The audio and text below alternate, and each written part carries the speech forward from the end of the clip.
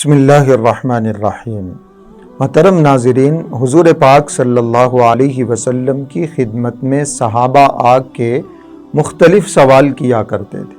آپ علیہ الصلاۃ والسلام ان کے مزاج کے حساب سے، حالات کے حساب سے، ضرورت کے حساب سے جواب دیا کرتے تھے۔ صحابہ سوال کرتے کہ اللہ کے رسول کون سا عمل افضل ہے؟ نبی کریم صلی اللہ علیہ وسلم نے الگ الگ روایتوں میں الگ الگ اعمال کے بارے میں بتلایا کہ یہ عمل افضل ہے، یہ عمل زیادہ ثواب والا ہے، اس عمل سے اللہ پاک زیادہ خوش ہوتے ہیں، یہ عمل اللہ رب العزت کو زیادہ محبوب اور پسندیدہ ہے۔ ایک روایت میں حج کے سلسلے میں بھی آپ علیہ الصلاۃ والسلام نے ارشاد فرمایا کہ یہ ایک بڑا مقبول عمل ہے، پسندیدہ عمل ہے، افضل عمل ہے۔ روایت کیا ہے؟ بخاری شریف کی روایت ہے، ایک صحابہ کہنے لگے اللہ کے رسول ای الاعمال افضل، کون سا عمل سب سے زیادہ افضل ہے؟ نبی کریم صلی اللہ علیہ وسلم نے ارشاد فرمایا ایمان باللہ، اللہ پر ایمان لانا یہ ایک بہت بڑی فضیلت کا کام ہے، انسان کی ضرورت بھی ہے اور پھر اس پہ ثواب بھی مل رہا ہے، اللہ کو بہت زیادہ پسند ہے۔ سب سے افضل عمل تو یہی ہے کہ ایمان لایا جائے، ایمان کے بغیر عمل کا اعتبار نہیں۔ وہ فرمایا ایمان باللہ، پھر فرمایا ثم ماذا، اللہ کے رسول ایمان باللہ کے بعد، اللہ پر ایمان لانے کے بعد سب سے افضل عمل کون سا ہے؟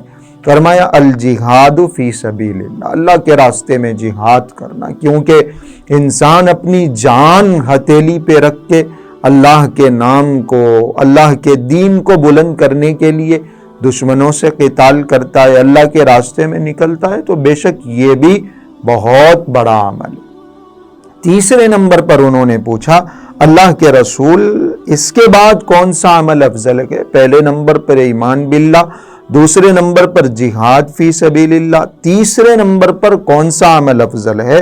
آپ علیہ الصلاۃ والسلام نے ارشاد فرمایا حج مبرور، حج مبرور سب سے افضل عمل ہے، یعنی ایمان لانے کے بعد، جہاد کے بعد سب سے افضل عمل جو ہے وہ حج مبرور ہے۔ حج مبرور میں بھی انسان اپنے جسم کو تھکاتا ہے، اس کا مال بھی لگ رہا ہے، اس کی بدن کی طاقت بھی لگ رہی ہے، اس کا وقت بھی لگ رہا ہے، وہ مشقتیں برداشت کر رہا ہے، وہ سفر کی صعوبتیں برداشت کر رہا ہے، تو بہت ساری وہ چیزیں ہیں جو حج سے سملر ہیں۔